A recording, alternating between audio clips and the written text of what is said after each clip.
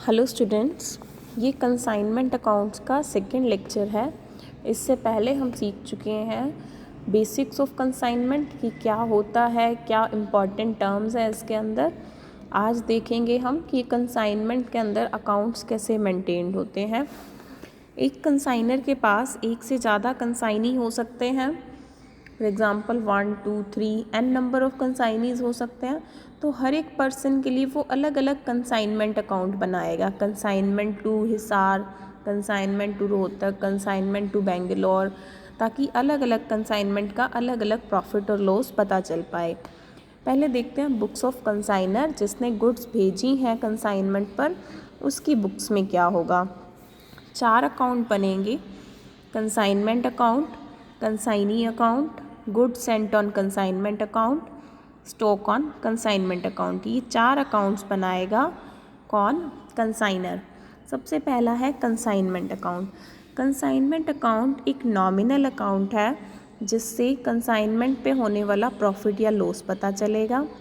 तो अब एक नॉमिनल अकाउंट है तो इसको ट्रेडिंग एंड P&L अकाउंट की तरह से बनाना है। जो भी एक्सपेंसेस होंगे उनके लिए कंसाइनमेंट अकाउंट डेबिट, जो भी इनकम्स होंगी उसके लिए कंसाइनमेंट अकाउंट क्रेडिट। किस किस चीज़ से डेबिट होगा? कॉस्ट ऑफ गुड्स कंसाइन, जो माल भेजा है उनकी कॉस्ट डेबिट की जाएगी कंसाइनमेंट अकाउंट के अंदर। एक्सपेंसेस, चाहे वो कंसाइनर ने किए हैं चाहे कंसाइनी ने किए हैं, वो कंसाइनमेंट के एक्सपेंसेस हैं, वो डेबिट करेंगे। Commission of consignee, commission of consignee consignment के लिए एक्सपेंस होता है, इसलिए इसको भी डेबिट करेंगे। और क्रेडिट क्या करेंगे? सेल प्रोसीड्स, कंसाइनमेंट की इनकम सिर्फ यही है जो सेल से पैसा मिलेगा, that is the income of consignment.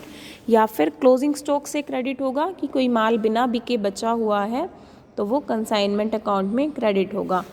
Debit और क्रेडिट साइड को कंपेयर करके हमें प्रॉफिट और लॉस की फिगर का पता चल जाएगा, जिसको हम P&L अकाउंट के अंदर ट्रांसफ़र कर सकते हैं। सेकंड बनेगा कंसाइनी अकाउंट।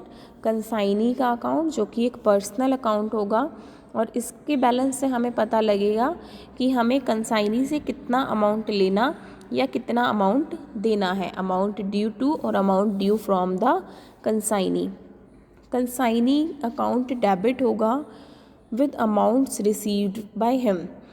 जब वो रिसीव करेगा तो हमारा होता है rule debit the receiver. Consignee क्या रिसीव करता है? सेल प्रोसीड्स, जो सेल होगा, सेल की अमाउंट कंसाइनी को मिलेगी, उसके लिए कंसाइनी अकाउंट डेबिट होगा। क्रेडिट किस किस चीज़ के लिए होगा? जो अमाउंट्स वो पे करेगा, बीइंग क्रेडिट द गिवर, वो एक्सपेंसेस पे करेगा, गिवर होगा। वो एडवांस देगा तब भी वो गिवर होगा। वो फुल सेटलमेंट में जब अमाउंट पे करेगा तब भी वो गिवर होगा।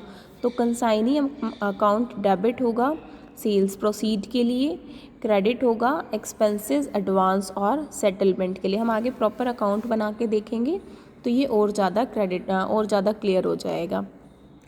कंसाइनी अकाउंट कमीशन अमाउंट के लिए भी क्रेडिट होगा, क्योंकि वो उस टाइम पे हमसे रिसीव करना है उसने, तो वो क्रेडिटर बन जाएगा हमारा।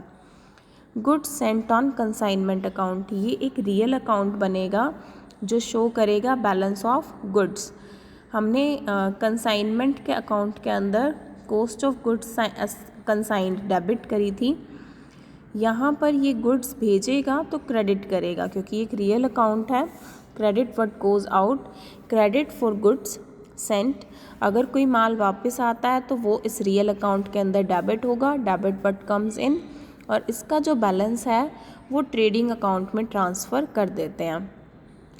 स्टॉक ऑन कंसाइनमेंट अकाउंट बनेगा लास्ट में, जो रिप्रेजेंट करेगा क्लोजिंग स्टॉक को। वो क्लोजिंग स्टॉक जो अभी कंसाइनी के पास बचा हुआ है, इस टाइम पीरियड में नहीं बिका और अगले टाइम पीरियड में बिकेगा। So this is stock on consignment account, जिसका बैलेंस क्लोजिंग स्टॉक को शो करेगा और इसको नेक्स्ट ईयर फॉरवर्ड कर देंगे। Journal entries in the books of consignor, consignor journal entries करेगा, माल भेजेगा तो consignment account debit, consignment account nominal account है, सब एक्सपेंसेस इसमें डेबिट होंगे। तो तो गुड्स सेंट एक तरीके का एक्सपेंस है कंसाइनमेंट के लिए। कंसाइनमेंट अकाउंट डेबिट क्या जाएगा, गुड्स कौन सी, गुड्स सेंट ऑन कंसाइनमेंट, ये real account, credit what goes out. तो जब माल भेजेंगे तो goods sent on consignment, consignment account debit to goods sent on consignment account.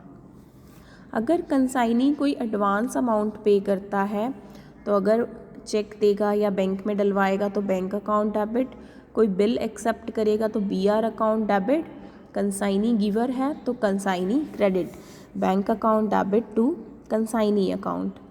Expenses paid by consignor, consignment के लिए अगर कंसाइनर कोई एक्सपेंसेस करता है, जैसे माल भेजा तो गाड़ी का इंश्योरेंस कराया, गाड़ी का किराया दिया, ये और माल भरवाया, वो सब एक्सपेंसेस कंसाइनर पे कर रहा है। एक्सपेंसेस के लिए consignment account debit to bank account.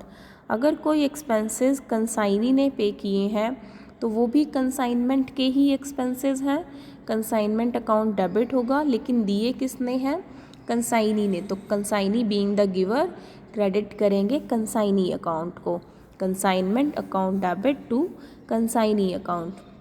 Commission payable to consignee, अब ये भी कंसाइनमेंट का एक्सपेंस है तो कंसाइनमेंट अकाउंट डेबिट होगा, क्रेडिट क्या होगा, कंसाइनी अकाउंट, क्योंकि कंसाइनी ने रिसीव करना है, क्रेडिटर बन जाएगा वो हमारा।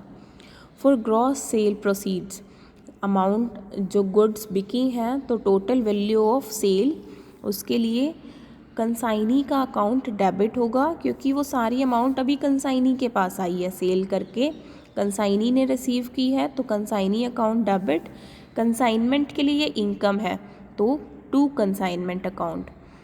Closing stock lying with, closing stock lying with consignee, stock on consignment account debit होगा, बचे हुए स्टॉक को रिप्रेजेंट करने के लिए stock on consignment account debit, और ये कंसाइनमेंट अकाउंट में क्रेडिट होगा क्योंकि क्लोजिंग स्टॉक है, इससे कंसाइनमेंट के एक्सपेंसेस हमने goods sent to on consignment debit किया था, अब अगर बचा हुआ है तो उसके लिए हम कंसाइनमेंट अकाउंट को क्रेडिट कर देंगे। अगर प्रॉफिट होगा तो consignment to P and L, loss होगा तो P and L to consignment account. और जो goods sent on consignment account का बैलेंस होगा वो ट्रांसफ़र करेंगे ट्रेडिंग अकाउंट में और goods sent on consignment account close हो जाएगा। कंसाइनी से जब बैलेंस रिसीव होगा तो bank account debit to consignee account, अगर कुछ पे करना होगा तो कंसाइनी टू बैंक वो हो जाएगा। नेक्स्ट इज़ कंसाइनमेंट अकाउंट, आप एक परफॉर्मा देख लीजिए कि कैसे बनाना है अकाउंट को। कंसाइनमेंट अकाउंट बनाते हुए जो जो आइटम्स डेबिट करनी है डेबिट साइड में लिखते जाइए। माल भेजा to goods sent on consignment, इधर एक चीज़ है नहीं, अगर कंसाइनी कुछ माल वापस भेज देता है तभी तो उसके लिए हम क्रेडिट कर देंगे by goods sent on consignment, ठीक है। तो to goods sent on consignment, और अगर कोई एक्सपेंसेस हैं तो टू बैंक, एक्सपेंसेस कंसाइनी ने किए हैं तो टू कंसाइनी, कंसाइनी को कमीशन देना है तब भी टू कंसाइनी अकाउंट। और क्रेडिट कैसे होगा, ये सेल्स के लिए बाय कंसाइनी और क्लोजिंग स्टॉक के लिए by stock on consignment account. Credit side total, debit side total, profit होगा तो to P and L account, loss होगा तो by P and L account और अकाउंट क्लोज हो जाएगा। नेक्स्ट कंसाइनी अकाउंट का परफॉर्मा, कंसाइनी अकाउंट क्रेडिट होगा जब एडवांस, अगर कंसाइनी ने एडवांस दिया होगा तो एंट्री थी बैंक टू कंसाइनी या B R to consignee, account में आ जाएगा बाय बैंक या बाय बी आर। कंसाइनी ने एक्सपेंसेस की पेमेंट की है, हमने जर्नल एंट्री की थी consignment account debit to consignee account, तो यहाँ आ गया बाय कंसाइनमेंट अकाउंट। कमीशन के लिए हमने जर्नल एंट्री करी थी कंसाइनमेंट अकाउंट डेबिट, क्योंकि एक्सपेंस है कमीशन, ये बुक्स कंसाइनर की हैं तो कमीशन एक्सपेंस है किसके लिए, कंसाइनर के लिए, और सभी खर्चों के लिए कंसाइनमेंट अकाउंट डेबिट होगा, कमीशन डेबिट नहीं करना, कंसाइनमेंट के सारे खर्चों के लिए कंसाइनमेंट अकाउंट डेबिट होगा। अब कमीशन देना किसको है, कंसाइनी को, तो कंसाइनमेंट टू कंसाइनी, तो कंसाइनी के क्रेडिट में आ गया by consignment account. Consignee account debit होगा फॉर सेल्स। हमने जर्नल एंट्री करी थी consignee account debit to consignment, तो यहाँ आ गया टू कंसाइनमेंट। कंसाइनमेंट अकाउंट की क्रेडिट में आ गया बाय कंसाइनी। अब अगर कोई बैलेंस कंसाइनी ने पे करना है और पे कर रहा है तो एंट्री होगी बैंक टू कंसाइनी, इधर आ जाएगा बाय बैंक। और अगर पे नहीं कर रहे अभी तो बैलेंसिंग फिगर रहेगा बीइंग बाय बैलेंस CD। देखिए goods sent on consignment account, जब माल भेजा था तो एंट्री करी थी consignment account debit to goods sent on consignment account. तो goods sent on consignment account की क्रेडिट साइड में लिखेंगे बाय कंसाइनमेंट अकाउंट। अगर कोई माल वापस आता है तो उसके लिए लिखेंगे टू कंसाइनमेंट अकाउंट, और जो इसका बैलेंसिंग फिगर होगा वो जाएगा ट्रेडिंग अकाउंट के अंदर, टू ट्रेडिंग अकाउंट। तो ट्रेडिंग अकाउंट की क्रेडिट साइड में लिखेंगे by goods sent on consignment account, जो एक तरह से सेल को रिप्रेजेंट करेगा। Next is stock on consignment, जो स्टॉक आपका कंसाइनी के पास में है बीइंग क्लोजिंग स्टॉक, एंट्री की थी stock on consignment account debit to consignment account. Consignment account में दो ही चीज़ें क्रेडिट हुई थी आपकी, एक तो सेल के लिए किया था बाय कंसाइनी, क्लोजिंग स्टॉक के लिए किया था बाय स्टॉक ऑन कंसाइनमेंट। तो स्टॉक ऑन कंसाइनमेंट अकाउंट में डेबिट होगा टू कंसाइनमेंट अकाउंट, और इसका balancing figure by balance CD ये रहेगा, जो अगले साल बैलेंस BD बन जाएगा। इस तरह से आपको ये अकाउंट्स बनाने हैं, जर्नल एंट्रीज करनी है। नेक्स्ट आएगा आपके पास कैलकुलेशन ऑफ क्लोजिंग स्टॉक। देखिए होता क्या है, आपके पास ये जो है ये स्टॉक ऑन कंसाइनमेंट है ना, दिस इज़ क्लोजिंग स्टॉक। इसकी वैल्यू कैसे लगानी है, पोस्ट प्राइस या market price, which ever is low. हाँ ऑब्वियसली हम हर स्टॉक की वैल्यू ऐसे ही लगाते हैं, पोस्ट प्राइस और market price which ever is low. लेकिन कंसाइनमेंट वाले क्लोजिंग स्टॉक के अंदर कुछ एक एक्सपेंसेस जुड़ जाते हैं। कौन से एक्सपेंसेस जुड़ जाते हैं, proportion of non recurring expenses whether paid by consignor और कंसाइनी। अब पहले ये देख लो कि नॉन रिकरिंग एक्सपेंसेस होते कौन से हैं। एक्सपेंसेस नॉन रिकरिंग और रिकरिंग। नॉन रिकरिंग को डायरेक्ट, नॉन रिकरिंग मतलब जो बार बार नहीं होंगे, रिकरिंग मतलब जो बार बार होंगे, नॉन रिकरिंग जो बार बार नहीं होंगे। ये एक्सपेंसेस गुड्स की वैल्यू को इंक्रीज़ कर देते हैं। कौन से होते हैं ये एक्सपेंसेस, जो कंसाइनर या कंसाइनी कोई भी पे करते हैं जब तक गुड्स कंसाइनी के गोडाउन तक नहीं पहुंच जाती।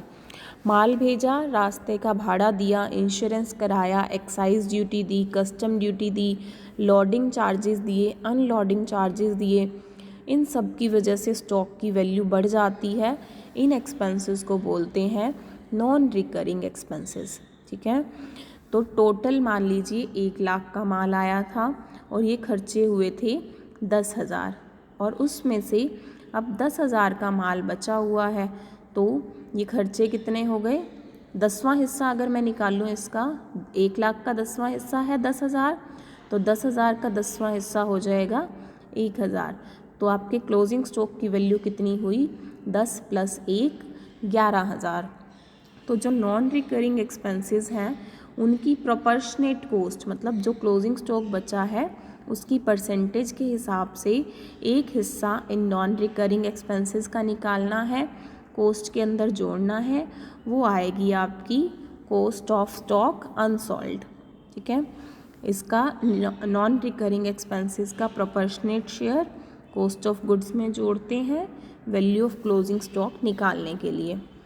रिकरिंग या इनडायरेक्ट एक्सपेंसेस कौन से होते हैं, जो कंसाइनी पे करता है, जनरली कंसाइनी पे करता है जब माल गोडाउन में पहुंच जाता है, उसके बाद गोडाउन का rent, selling expenses, advertisement expenses, godown insurance, sundry expenses, इन सब से आपकी कॉस्ट ऑफ स्टॉक नहीं बढ़ता, तो इसको आप क्लोजिंग स्टॉक की वैल्यू में ऐड नहीं करते। नॉन रिकरिंग को ऐड करते हैं, जो बार बार नहीं होते, एक ही बार होते हैं।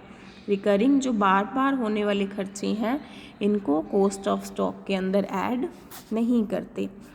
अगर क्वेश्चन के अंदर हमें मेंशन नहीं है कि एक एक्सपेंस नॉन रिकरिंग है या रिकरिंग है तो हम क्या करेंगे, कुछ ना कह रखा हो तो अगर एक्सपेंसेस कंसाइनर ने दिए हैं तो उनको नॉन रिकरिंग मानेंगे और क्लोजिंग स्टॉक के अंदर उनका एक हिस्सा प्रोपोर्शनेट हिस्सा जोड़ देंगे और जो कंसाइनी ने पे किए होंगे उसको इग्नोर कर देंगे, क्योंकि generally non recurring expenses consignor pay करता है। Generally, I am using the word generally, मतलब नॉट ऑलवेज, जनरली ये आपका कंसाइनर पे करता है, ये कंसाइनी पे करता है। और हो कैसे भी सकता है, कुछ ना कह रखा हो तो अगर एक्सपेंसेस कंसाइनर ने दिए हैं तो उसको नॉन करिंग मानो और कॉस्ट ऑफ गुड्स अनसोल्ड के अंदर जोड़ दो, वैल्यू ऑफ क्लोजिंग स्टॉक आ जाएगा।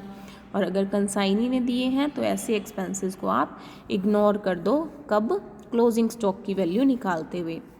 बाकी आगे पढ़ेंगे हम एडवांस या डिपॉजिट या एक प्रैक्टिकल क्वेश्चन करके देखेंगे नेक्स्ट लेक्चर के अंदर। टिल देन आप इसको एक बार पढ़ के देख लो। अगर कोई क्वेरी आती है तो please tell me on any platform. Thank you very much.